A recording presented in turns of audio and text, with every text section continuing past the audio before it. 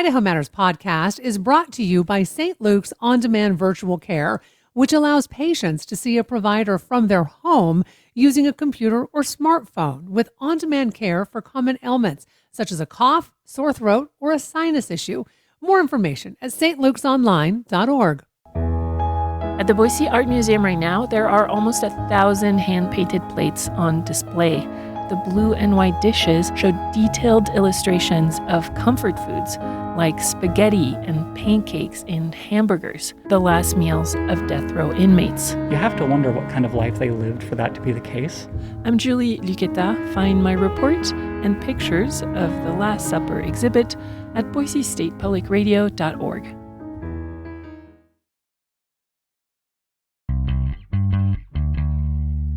From the studios of Boise State Public Radio News, I'm Gemma Gaudet. This is Idaho Matters. It's Friday, which means it's time for our Reporter Roundtable. We will get you up to date on the news that made headlines this week. Our panel today includes Troy Oppie, All Things Considered host with Boise State Public Radio, Clark Corbin with Idaho Capital Sun, Brian Clark, Idaho Statesman opinion writer, and Caitlin Hart with EastIdahoNews.com. And today we are starting with a legislative preview because the Idaho legislature returns to Boise on January 12th. A month from today. And lawmakers are walking straight into one of the most challenging sessions in recent memory. The state is starting at a projected $1.9 billion budget deficit, and every major priority from education to transportation to tax policy is expected to be on the table. Now, add in the fact that it's an election year, which means we could see a shorter than normal session. So to help us break down what's ahead, what's at stake, and what Idahoans should be watching for is Clark Corbin, because Clark, you will be spending probably every day at the State House come the Idaho session. So we appreciate you covering this. Yeah, absolutely, Gemma. Thanks for having me on today. So Clark, let's start with the budget deficit. How in the world did we get here? Yeah, for sure. And it's something that to keep in mind, it affects multiple years. It's not just one hiccup for the current year that we're in. But basically, we've had a situation where the expenses are exceeding our revenues. And what I mean by that is over the last 5 years, the legislature's passed a series of major income taxes. There was a watchdog report that came out this fall that said that those tax cuts, in order to pay for them, the state reduced revenue by more than $4 billion over 5 years. And so what's happening is this is all coming to a head. We're entering the 2026 legislative session that begins a month from today, Gemma, just like you said, on January 12th. And the first budget hole that the state is going to have to deal with, the latest numbers just out yesterday from the state show a $40 million projected budget deficit for the current year that we're in. But that budget deficit gets much deeper and much wider for next year, for 2027, which is the budget that state legislators are going to set during this upcoming legislative session that begins in a month. The latest numbers that I've seen for 2027 show a $555 million projected budget deficit, but that doesn't include, Gemma, the cost of conforming with some of the tax cuts that President Donald Trump championed this summer. And so I actually talked to the state's top budget official, and she said the state may need to come up with something like $600 million to $1 billion with a B, for next year to make the budget work if we go with the tax cuts championed by President Trump, and if we still want to leave a little bit of a cash balance as a cushion to guard against uncertainty. And so, Gemma, I think you're exactly right. At the beginning, you talked about we're going to be entering a legislative session that's unlike any that we've seen before. And I think that's exactly right. And why this matters is just 3 or 4 years ago, we were in the opposite situation, thanks to some of the federal stimulus money and some of the growth in revenue that Idaho had experienced. We had a record budget surplus of $2 billion as recently as 2022, but now we're looking at projected budget deficits in each of the upcoming years. And really why this matters is because when we talk about a projected deficit, We're talking about money, Gemma, as you know, that would be available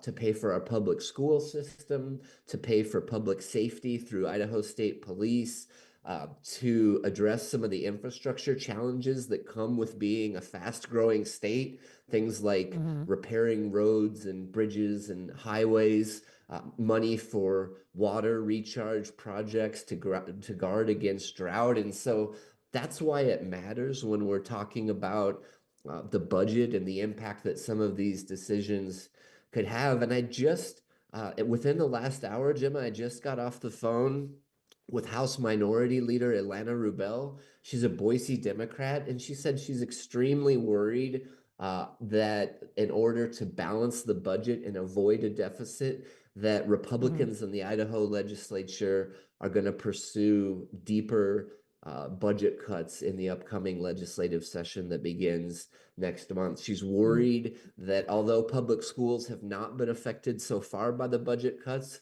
she doesn't see how we can avoid it. She's also worried about recent messages that Idaho sheriffs have sent to the governor and the legislature warning about cuts to Medicaid and to mental Mm-hmm. health services. There was a new letter from the Idaho Sheriff's Association, from the Bonneville County Sheriff in Eastern Idaho, worrying that these cuts could create a public safety concern. And so Mm-hmm. Representative Rebel, I just got off the phone with her, and she's worried that to avoid a budget deficit, we're going to see a lot deeper cuts than the cuts that have already been proposed by Governor Little. And so those are just some of the reasons why I think it's going to be an important legislative session, and exactly as you mentioned, Jim, a session unlike one that we've seen in recent years. So, Clark, here's the thing. The only thing that lawmakers are required to do when they are in session is balance the budget. It is in our state constitution. They are required to do this. So, you mentioned potentially deeper cuts than have already been made. People being concerned about education. This letter from the sheriff saying they're concerned about public safety, public health. Uh, historically, sheriffs are not exactly super liberal. So Right. to have a letter like this come out, um, ha- that seems a bit concerning, I would say. So, how in the world do lawmakers do what they are constitutionally required to do, which is balance the budget without making deeper cuts and without hitting things like public education, like Medicaid, frankly, things like public safety? I think that's going to be the big challenge for the 2026 legislative session is can they do that and how they do that. We haven't seen any of the proposals that either Governor Brad Little will propose or the legislature will propose, but we've seen hints. We've seen the powerful budget committee, which is called the Joint Finance Appropriations Committee. They had meetings this fall at the Idaho State Capitol in Boise where they said to avoid a budget deficit, we're going to be entering a new era of state budgeting where we're going to be focused less on approving funding requests and focused more on cutting budgets and to be prepared for that. And so I think that's the biggest challenge. I think that's what Representative Rubel was worried about. But Gemma, you hit the nail on the head in terms of the constitutional requirement. It is one of the only requirements of the Idaho legislature is to set a balanced budget, and it prohibits having a budget deficit. And so I think that's going to be one of the biggest challenges. We haven't seen what the proposals are going to be like, but we will get an indication a month from today on the very first day of the upcoming legislative session when Governor Brad Little delivers the annual State of the State address. He's also going Mm-hmm. to unveil his budget proposal. And so I think that will be the first big public sign of how the state may address this projected revenue shortfall, this projected budget deficit. But you're absolutely right when you talk about the letter that the sheriffs wrote and the concerns about how these cuts could affect people. There was also a major tax conference in Boise last week, a very closely watched annual tax conference that features a lot of business leaders and a lot of public officials.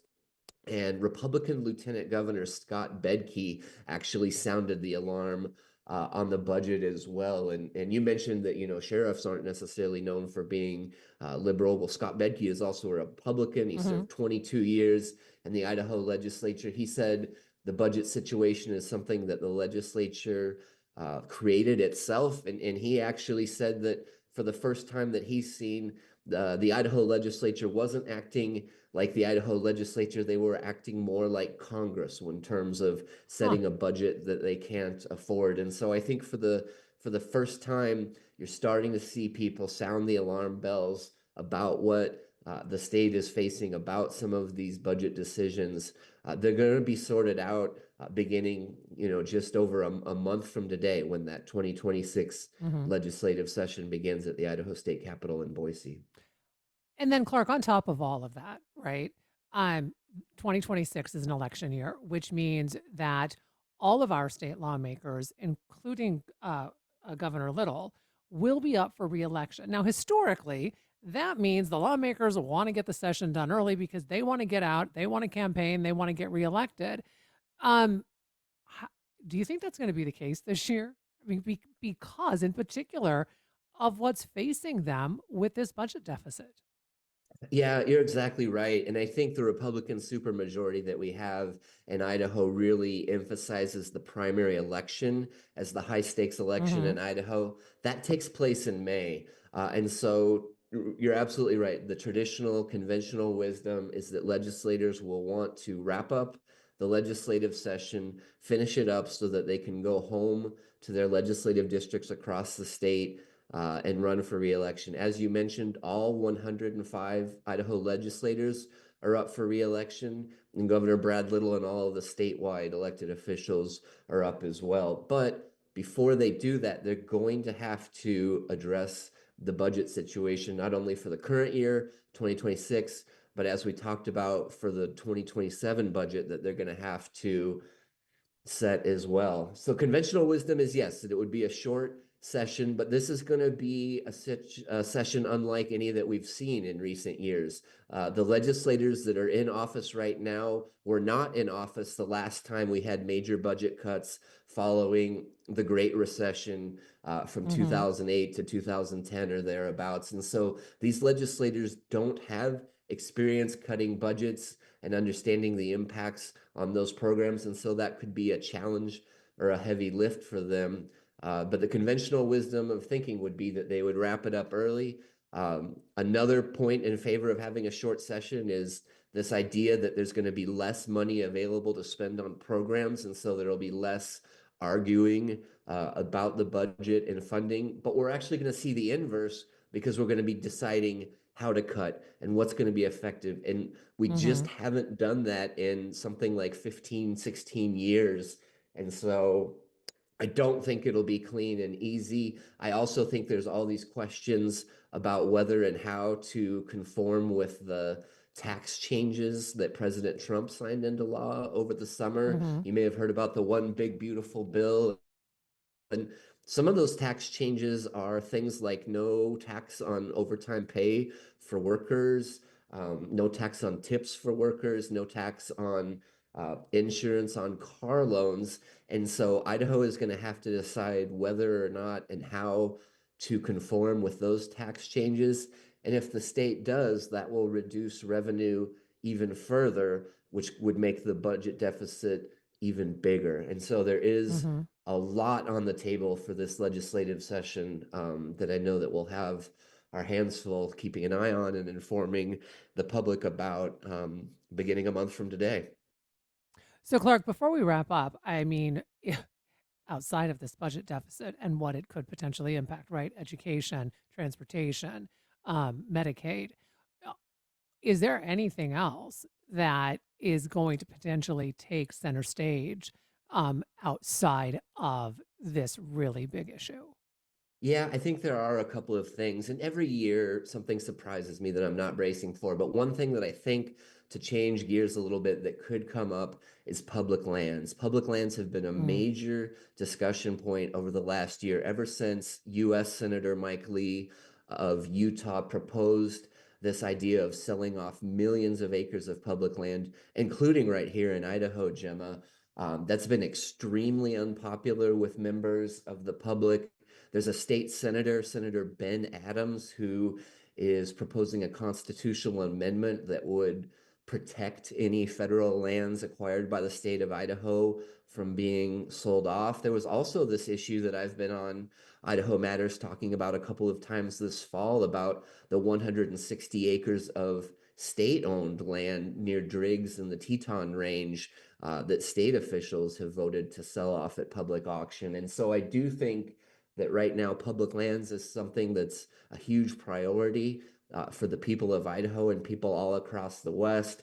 It's a major issue that received a lot of attention this year. And even just in the last couple of weeks, Representative Fulcher and other members of Congress have been talking about public lands, and this idea of transferring or selling off federal public lands could come up again. And so that is another area that I think could be a big focal point during this legislative session. I mentioned the constitutional amendment, and there may be other policy decisions as well, even looking at not just federal public lands, but state-owned lands. And so I think that's an issue top of mind for Idahoans, and that may well get a lot of debate and traction, both during the 2026 legislative session and maybe during the 2026 general election coming up next November as well, Gemma. All right. Well, Clark, as always, we so appreciate this legislative preview. And of course, we will be turning to you as the session rolls on. So thank you so much. So, Troy, let's begin with some changes coming to ACHD. And really quickly, for folks who aren't familiar with ACHD, explain exactly who and what this organization is. So the Ada County Highway District is the governing district for roads in Ada County. They have authority over roadways for cars and pedestrians and all that type of infrastructure. And there are several big news items related to ACHD this week, including the fact that they have completed their move into their new headquarters. Which is up on Meeker Avenue, but as the crow flies, it's just off Cloverdale, south of Chinden. This is the old DirecTV call center building, and it's a move away from their former headquarters building on Adams Street in Garden City, as ACHD will look to move its entire operation out of that with the salt shed and everything else that's happened there over the years. And this was kind of the first step in that, getting their administrative staff all into this new building. So ACHD announced this week that they've successfully completed that move. The former administrative offices in Garden City are now closed to the public. There are no longer any public services happening there. Everything is happening up on Meeker Avenue in the new building. Okay, so Troy, you mentioned a lot of news coming out of ACHD this week. Let's talk about one of them. And this is the Eckert Bridge in Southeast Boise. And it had an emergency closing earlier this year because the bridge was basically failing. So after some repairs, it reopened, but now there are some really big plans for this. Can you talk to us about this? Yeah, so the emergency repairs that were completed this past winter, they were able to reopen the bridge in about 2 months, which initially, when the bridge had to close, 2 months seemed like a dream. But some emergency repairs were able to meet all the specifications to get it reopened again. It's a major thoroughfare.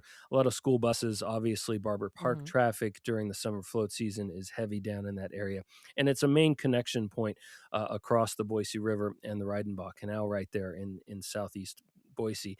And so these are just the long term renovation plans for that area. ACHD says it wants to expand the bridge to 3 lanes, so a single lane for traffic in each direction, plus a center turn lane, in addition to having a multimodal a pathway alongside of traffic across the bridge. They also want to put in a roundabout at the intersection of Boise Avenue and Eckert Road. That's kind of the turn south of the river where you would turn north to get into Barber Park or cross the Boise Hmm. River over Eckert Bridge. And basically, they would take that section of Eckert Road between Boise Avenue and the next intersection on the north side of the bridge. They would close it off access to Barber Park would remain open to cars and pedestrians and such when construction would begin, but they would close it off entirely and renovate the bridge first and make all those extra improvements starting in the fall of 2026 next year. So, Troy, is this a done deal? Will this happen, or where are they in the process? They're still in the planning process. They're accepting public feedback. Well, you can submit public feedback anytime on projects to ACHD, but they have a survey open that has some design questions and, for aesthetics, what do you want the railings to look like? Those types of things, plus Mm, some more open-ended prompts on, what do you think of this project? Survey will be open on ACHD's website through December 17th. They just had an open house earlier this week that was at Barber Park. So it is moving along. It's a project that, they had to bump up the priority list due to the structural concerns that were addressed in the emergency repair earlier this year. But it is still in the planning phase with construction expected to begin in fall next year. okay. Caitlin, Energy Secretary Chris Wright visited the INL earlier this week. What brought him to the site, and why is that visit so significant? Yeah, so this one was really exciting for the lab, I think. At the beginning of his position as Energy Secretary, Secretary Wright made a promise essentially to visit all 17 national laboratories in the country. And INL was actually his last lab to visit, which was super exciting, I think, for INL, and also because a big part of the visit was to visit this site specifically because it's kind of ground zero for nuclear power. Out in Arco, it's atomic city. It's kind of where nuclear power was born, and so that was a big part of why I think he wanted to come out here, because the Trump administration says that they're trying to usher in a new nuclear renaissance, and so that's kind of Mm, the basis for the visit. Especially because Idaho is kind of the center for nuclear development right now, and most reactors are based on designs that were developed at INL decades ago. Um, I think a big reason that he wanted to visit INL specifically too is because INL is trying to right now meet the demand for smaller reactors instead of big nuclear reactors. They're kind of trying to usher in this new era of privatized reactors to be smaller and cheaper and provide power to smaller things like neighborhoods in the future. And so that's something I think the lab was really excited about, and something that was important for the secretary to come visit and mhm. talk about. And Caitlin, you mentioned that, I mean, the INL has a really long history when it comes to nuclear innovation. So how does what they're doing now compare with what the lab has done in the past? Yeah, so in the past, I think it's been very focused on kind of like I was saying, those bigger nuclear reactors, to power lots of things, but they're very expensive, they're very big. And now, a few months ago, INL partnered with Oklo, which is a private company, to build a nuclear facility to build the first nuclear reactor to be built at the site in decades. And it's very small. It's meant to power like a neighborhood. It's meant to power more so like private entities. It's supposed to be something that could be really accessible to the public. And that's something that they're kind of jumping forward into right now is a way to more privatize nuclear reactors and not make something as big as what they've been focusing on in the past to power cities, more so power neighborhoods, Hmm. and make these smaller, cheaper kinds of reactors. These small modular reactors is what they call them, and I think that's kind of the way that things are going now. Is the demand is more so for the smaller types of reactors right now. Hmm. So, Brian, let me bring you into the conversation, and let's stay with Idaho Falls for a moment. Stay in Eastern Idaho because Idaho Falls has a new mayor, and they had to have a runoff election. So, some listeners may not realize how dramatic this mayor's race really was, and they may not realize too that Idaho Falls is the second largest city in the state. So, walk us through why this election turned into such a flashpoint, and what, in your opinion, was really at stake. So Idaho Falls is the largest city outside of the Treasure Valley. There are some larger cities there, but outside of the Treasure Valley, it's a town of about 60,000, and there was a pretty dramatic runoff election for mayor. The sort of heir apparent candidate who did wind up winning was Lisa Burtonshaw. But she had a challenger this year who got backing by a lot of the far right faction in Idaho. He was highlighted by Dorothy Moon, among others, and that was Jeff Aldridge. Historically, this faction has done quite poorly in Idaho Falls when it comes to actually winning elections, but he came quite close this year. But in the initial run before the runoff, he led by about 90 or 60 votes. Um, and around the time of the runoff, Burtonshaw did pull it out and win after a major push of big endorsements, a lot of campaign spending, a lot of kind of panic mode campaigning. Hmm. And you paint a picture in this opinion piece that you write, Brian. And my apologies. I said Idaho Falls was the second largest city. It's the largest city outside of the Treasure Valley, as you mentioned.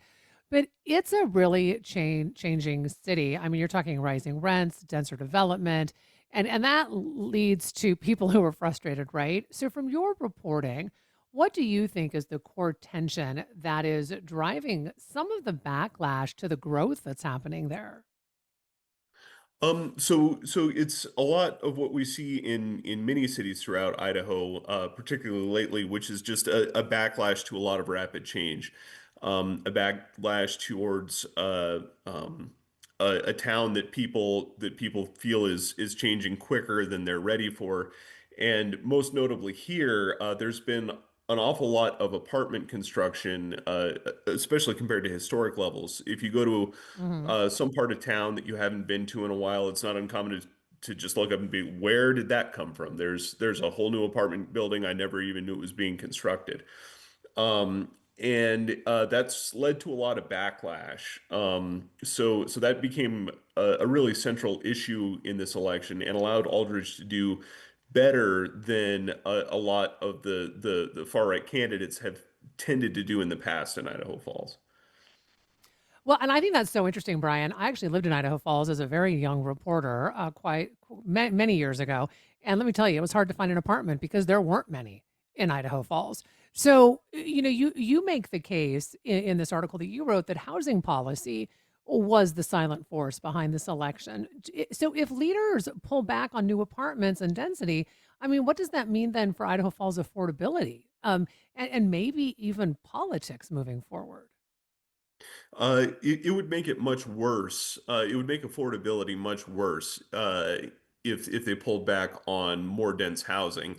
Um, there's already been a major spike in rent here, such that it's not quite the levels you see in Boise and some other parts of the state. But for one bedroom apartment, you might be paying 1,000, 1,200 a month. Wow. When I first came here a decade ago, my share of rent in a three-bedroom apartment was $250. So it's a big change.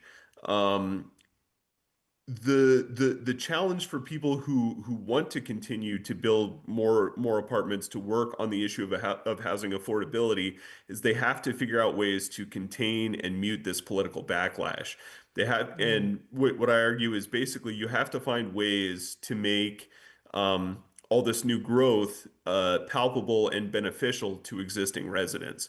Um, that's a major political hurdle that you have to cross if you want to be able to be effective in continuing to build more housing and to push more housing affordability. So, Troy, an 8-year little girl, as we know, was killed last month in Boise due to a car pedestrian crash. This is not the first tragedy like this that we have seen in recent years in Boise, but it seems that the outcry to make changes is louder than ever. In fact, earlier this week, some changes were announced. So, walk us through what ACHD will now be implementing.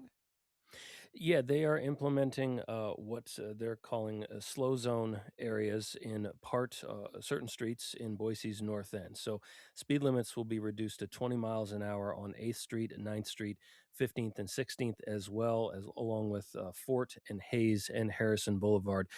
Harrison Boulevard is where that accident you referenced happened. Mhm. last month. There are also going to be pedestrian crossing flags installed at marked crosswalks along Harrison Boulevard. And these changes will happen in January. In a news release yesterday, ACHD and the city of Boise jointly said they want to implement those in January so that the education and awareness campaign doesn't get lost in the holiday season. So they're kind of waiting to implement those reduced speed limits. But what they're already doing in the North End, especially, is enhanced parking enforcement. So if you're parked too close to an intersection or too close to a crosswalk, chances are pretty good that you're going to be cited for that because there are restrictions in how close you can park to those types of things. So that is already underway through the Boise Police Department, and then the speed limit changes. The slow zone pilot is what it's officially being called. Will be implemented in January. They're going to monitor that and see how effective it is over the first couple of months after it's implemented. Mhm. All right. Well, appreciate that update, Troy. Caitlin, this next story, I mean, is literally, it sounds like a made for TV movie, but it's real. So, talk to us about this story of this woman, McKenna, who you interviewed, because she went on a journey to find her adoptive family. And man, she found adoption, loss, corruption, and a reunion. So walk us through a bit of her story so that the public can better understand this. Yeah, this is I love these kinds of stories. I love doing like Yeah. adoption stories about people like finding their families and stuff, but this one was probably the most intense one I've ever heard.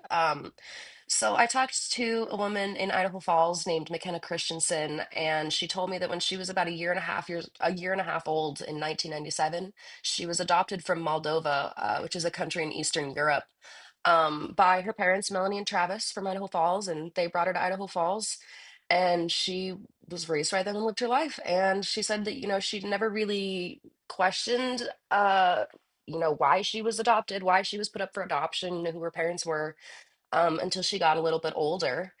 And last February, she decided she was going to try and figure out where she came from, why she was put up for adoption, where her parents were, if she had any siblings, stuff like that.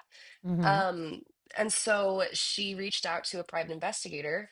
And the private investigator found a couple things, the village her parents were from, their names, the hospital she was born in, and her biological name. But other than that, they really couldn't get anywhere. Um, so she ended up finding out the through the village that she was from that there was a Facebook page dedicated to helping children from Romanian countries find their families. So she found this Facebook page called the Never Forgotten Romanian Children and learned that in the 90s and before then, there was a really troubling uh, corruption scandal where Hmm. people would essentially take children from maternity wards and foster care places inside of hospitals, and they would essentially sell them to orphanages without the consent of their parents. And they would be told that their baby died or that their baby was abandoned and that they weren't able to get them back or contact them until they turned 18. So McKenna was starting to wonder if this is something that could have happened to her. So she posted on this page that's a nonprofit that actually helps connect these people. And within about, I believe it was 2 months, she was reached out to by this nonprofit and said that there was a woman that was claiming to be her biological niece.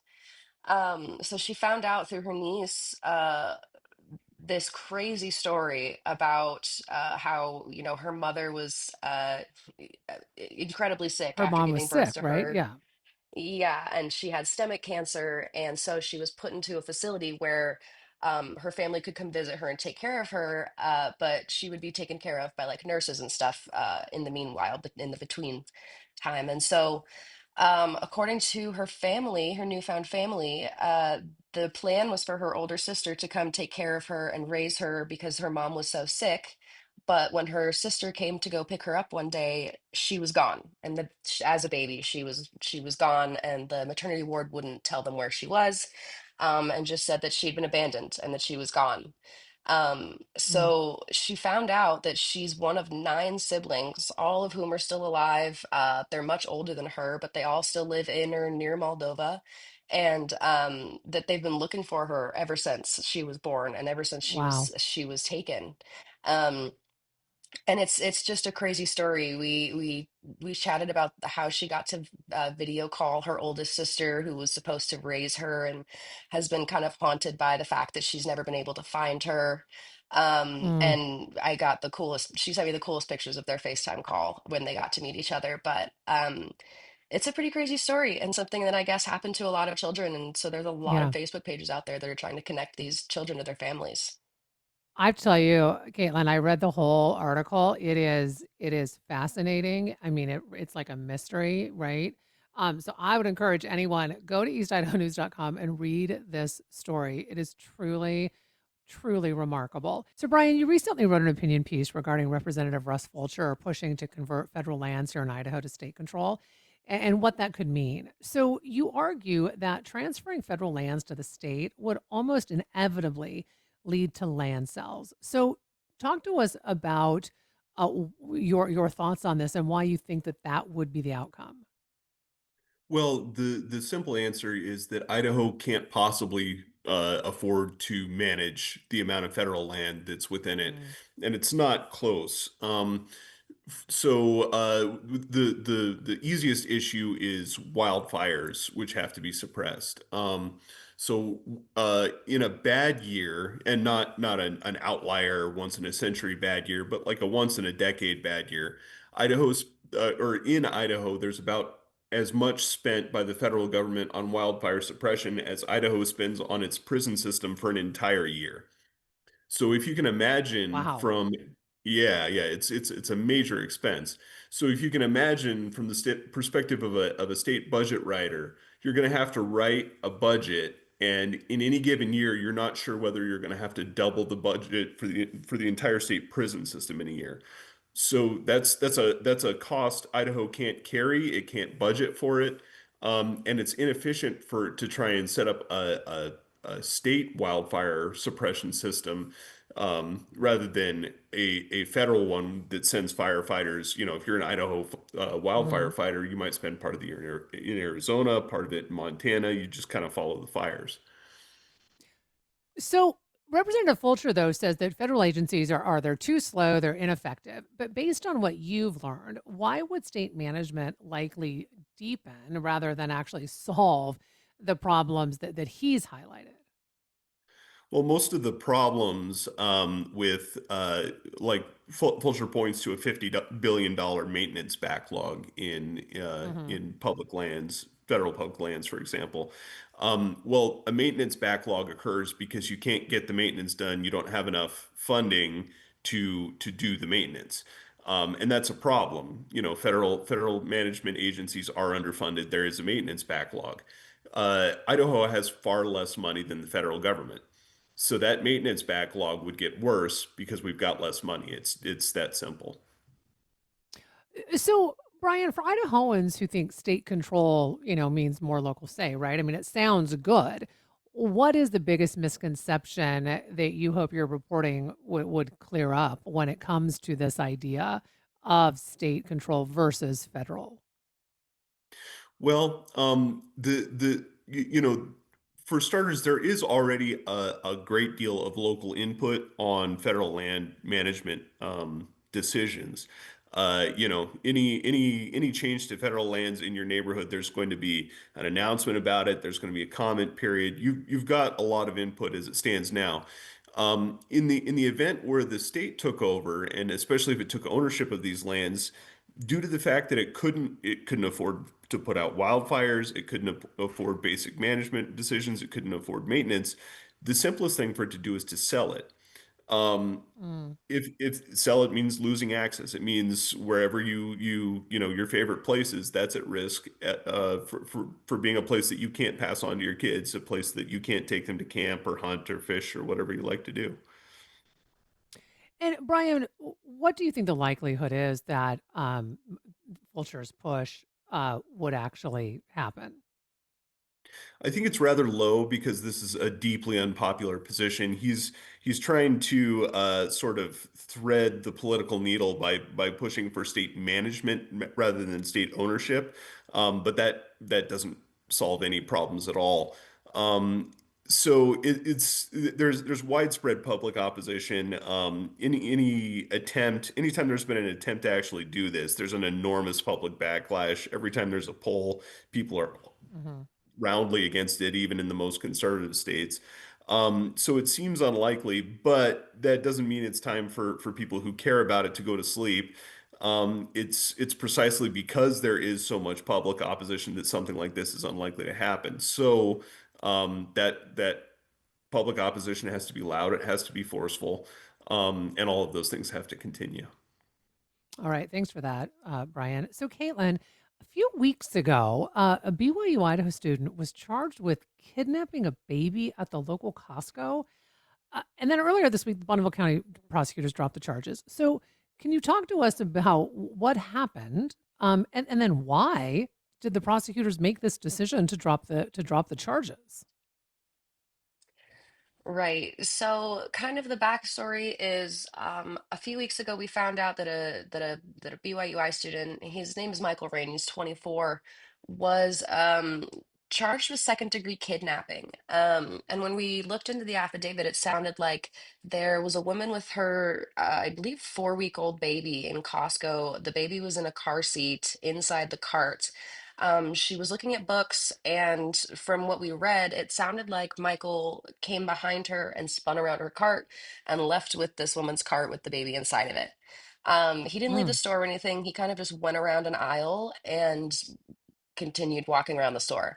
It only took a couple seconds for the mom to notice, but she ran down the aisle until she found him, took the cart back, and ran away.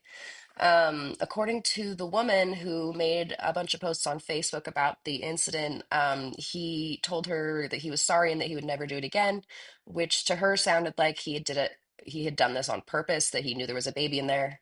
But eventually, Idaho Falls police found security footage from Costco that initially, from the first angle, looked like he did take it on purpose. It looked like he saw there was a baby inside and took the cart. But what we learned yesterday at a press conference from the Bonneville County prosecutor, Randy Neal, was that there were more surveillance videos from different angles shown. Hmm. And it sounds like the other angles showed that what really ended up mattering to officials was what happened once he rounded the corner with the car and the baby. If he noticed that there was a baby in the cart, if he didn't notice that there was a baby in the cart, or if he just accidentally took this shopping cart that he thought was his and didn't realize that it wasn't. Oh. So according to Randy Neal, the surveillance videos showed that, this guy had no intention of running away with this cart. And that's kind of where things ended, is it showed that they couldn't really prove that he intended to take this baby, and that it was just a kind of a misunderstanding. So I only have less than 2 minutes left with you, Caitlin, but I do want to get to the point that this case exploded on social media. I mean, exploded. So, what did officials tell you about the impact that online reaction had, not just on the investigation, but really all the people involved? Yeah, I kind of think that was a big reason that they ended up having a press conference at all, is because of the reaction on social media. We found out about it from posts on social media, and we were able to, go through the court documents and find out kind of what the charges came from. But it seems that a lot of people were really concerned about this. And initially, I think a lot of people saw this post on Facebook, and people were accusing this woman of being like an AI scammer, like something just to generate engagement online. Mm. And it turns out that this was something that did happen, in our community. But it turns out that the social media aspect of it really, really blew up this case. And I think it had a big impact on the community, just being more vigilant, even though it turns out that, it wasn't anything malicious. Hmm. Well, appreciate the reporting on that. I want to thank everyone who joined us today. Our panelists were Troy Oppie, our All Things Considered host right here on Boise State Public Radio. Clark Corbin joined us earlier from the Idaho Capital Sun. Brian Clark, Idaho Statesman opinion writer, and Caitlin Hart with EastIdahoNews.com. And that'll do it for this episode of Idaho Matters. Thanks so much for listening. And just a reminder, you can find all of our episodes wherever you get your podcasts. Looking for another podcast to listen to? Check out The Nature of Idaho from our partner station KISU in Eastern Idaho. Join hosts Peter Pruitt and Dr. Leif Tapanilla as they share fascinating stories from the Gem State's great outdoors, celebrating Idaho's wildlife, landscape, and natural wonders. That's The Nature of Idaho from KISU. Listen wherever you get your podcasts.